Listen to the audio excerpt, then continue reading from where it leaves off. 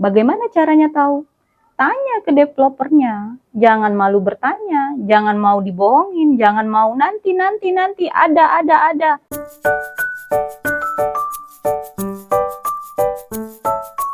Halo Sobat Rumah, hari ini kita akan membahas tentang tips membeli rumah pertama bagi kamu pasangan muda. Memilih rumah seperti memilih jarum di tumpukan jerami, artinya banyak sekali pilihan rumah. Banyak sekali tawaran-tawaran yang diberikan kepada kita. Tapi yang mana sih yang seharusnya yang kita ambil untuk sebagai rumah pertama kita? Kenapa ya beli rumah pertama itu tricky banget? Karena yang pertama harganya tidak murah.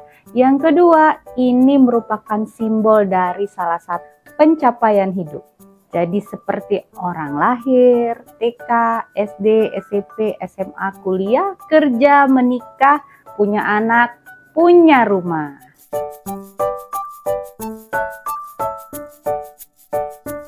Rumah adalah simbol dan rumah juga menjadi tempat diciptakannya semua kenangan berkeluarga. Apa bedanya dengan rumah kedua, ketiga, dan seterusnya? Rumah pertama menjadi suatu kebanggaan, rumah kedua, ketiga, dan seterusnya menjadi suatu investasi.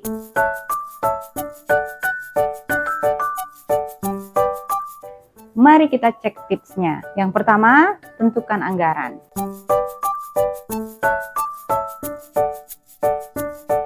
Gaji kamu berapa atau penghasilan berapa itu akan menentukan kamu sanggup membeli rumah yang harga berapa. Pertimbangkan 30% dari gajimu itu adalah maksimal kemampuanmu untuk angsuran. Dan mulailah menabung dengan dari 30% gajimu untuk memulai menabung untuk uang muka atau down payment rumah. Setelah menabung 30% dari gajimu setiap bulan untuk DP, lanjutkan untuk KPR-nya. Kalau gaji kamu 10 juta per bulan, 30%-nya sekitar 3 juta per bulan angsurannya. Atau dalam kata lain, bisa menabung 3 juta di luar dari kebutuhan. Jadi, berapa harga rumah yang bisa didapatkan dari gaji 10 juta? Dapatkan rumah sekitar di kisaran harga 350 sampai 400 juta. Bagaimana kalau penghasilannya 15 juta per bulan? Kalau 15 juta per bulan, berarti kamu bisa sanggup menabung atau mengangsur sebesar 4.500.000 per bulan.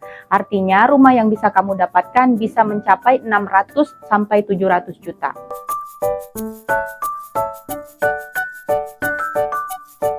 Ingat, jangan over budget ya. Karena kalau over budget akan mempengaruhi kehidupan berumah tangga.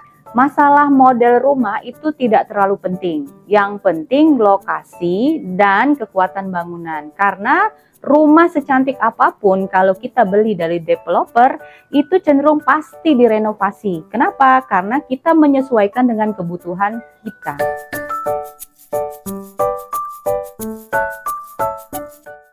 Yang kedua, cara pembelian.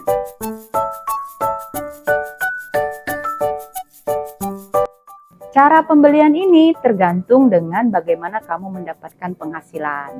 Kalau kamu mendapatkan penghasilan per bulan, gajian teratur, maka lebih baik kamu menggunakan KPR atau angsuran. Tapi kalau kamu modelnya pengusaha atau wira swasta yang penghasilannya tidak tetap per bulan, lebih baik ambil yang cash bertahap. Selain harganya lebih murah, juga lebih meringankan, jadi nggak perlu BI checking. Kita bisa langsung in-house, langsung nyetor langsung dengan developernya.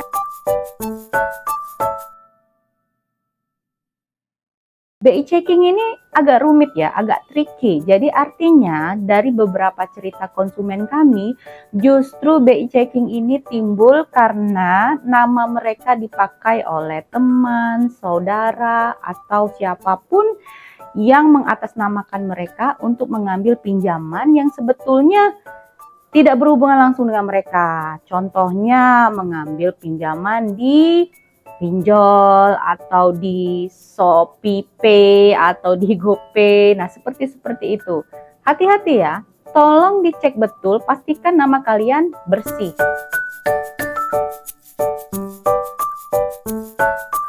BI checking ini menyebabkan konsumen sulit untuk mengambil KPR. Untuk KPR ini terbagi menjadi dua, KPR konvensional dengan KPR syariah.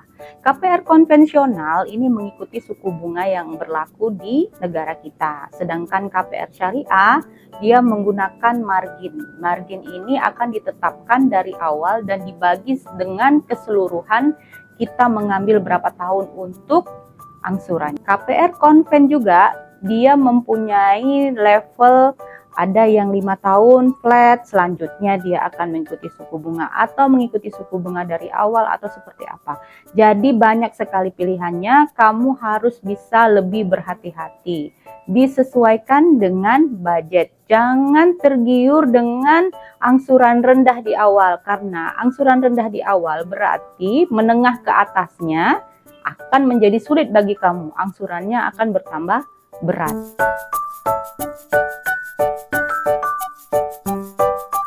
Selalu sesuaikan dengan pemasukanmu per bulan, pemasukanmu di penghasilan yang lain, serta kebutuhan dalam rumah tangga. Jadi jangan betul over budget. Jangan gara-gara ingin rumah yang besar, kita memaksakan diri. Lebih baik membeli rumah yang sesuai budget kita. Nanti dalam 3 tahun, 5 tahun ke depan kita mendapatkan rezeki lebih, renov saja. Jadikan rumah impianmu. Yang ketiga, lokasi.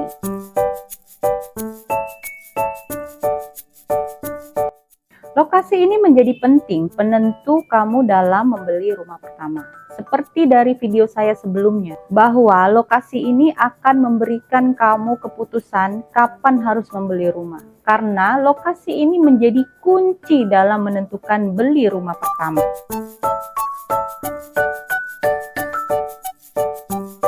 Bagaimana lokasi ini menentukan kita membeli rumah?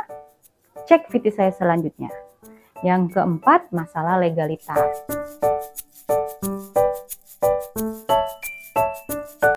Jadi pastikan bahwa rumah yang kamu mau beli itu tidak bersengketa. Artinya mempunyai sertifikat, mempunyai IMB dan PBB yang lengkap. Bagaimana caranya tahu? Tanya ke developernya. Jangan malu bertanya, jangan mau dibohongin, jangan mau nanti ada. Biasanya developer nakal itu mulainya dari ada sertifikatnya, tapi ada IMB-nya, tapi nah kalau sudah begitu wajib diwaspadai. Kalau kamu beli perumahan, rata-rata sertifikatnya itu berbentuk SHGB, artinya sertifikatnya masih nama PT. Nah, SHGB ini ada batasan waktu, biasanya 30 tahun. 30 tahun harus diperpanjang.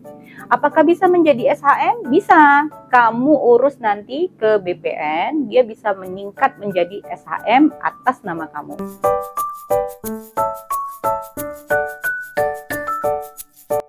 Yang kelima, cek developernya.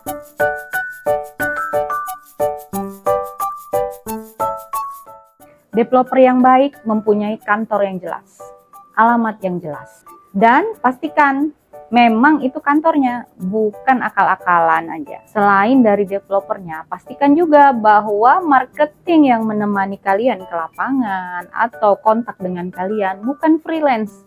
Bukan freelance yang tidak bertanggung jawab. Artinya, saya sudah berapa kali ketemu marketing yang memang hanya bermain-main untuk menjualkan rumah kami, tapi uang DP-nya dia ambil dulu. Jadi orangnya beli atau nggak beli, dia udah dapet duit. Nah, kalau nggak tuh, yang penting juga jangan tergiur dengan diskon besar, DP murah, semuanya gratis, tapi tidak terbukti. Pastikan dulu bahwa secara legalitas dan developernya terpercaya.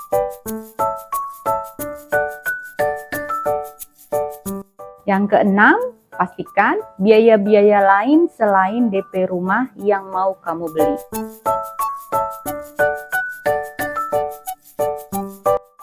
Jadi jangan sampai zonk saat kamu membeli rumah. Kamu sudah punya uang DP-nya, tapi ternyata ada biaya-biaya lain yang tidak ditanggung oleh developer.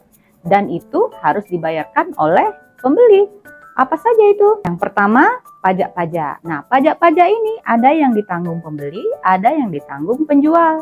Jadi pastikan kamu nanggung uang yang mana, nanggung pajak yang mana, jadi nggak kaget pas kita beli rumah. Yang kedua, biaya balik nama. Nah, biaya balik nama ini berurusan dengan notaris, biasanya sekitar 3-5 juta. Ketiga, biaya asuransi. Biaya asuransi ini sebetulnya tidak besar ya, sekitar 1-2 jutaan aja. Tapi kalau kamu nggak punya duit, ya mahal juga kan. Yang ketiga, biaya provisi bank, biasanya sekitar 1-2%. Jadi kalau harga rumahmu sekitar 200 juta ya sekitar 2 jutaan aja. Lanjut, biaya blokir angsuran. Nah, biaya blokir angsuran ini tergantung. Misal angsuranmu 3 juta per bulan, berarti kamu harus siapkan dana 3 juta untuk di tabungan dan diblokir, tidak bisa diambil.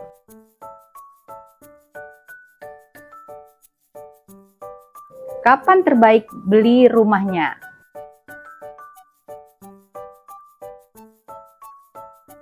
Pada prinsipnya, kalau kamu sudah mempunyai lokasi yang tepat dan anggarannya cukup, eksekusi langsung. Untuk penjelasan lebih lengkap, silakan cek video saya tentang kapan waktu yang terbaik untuk membeli rumah.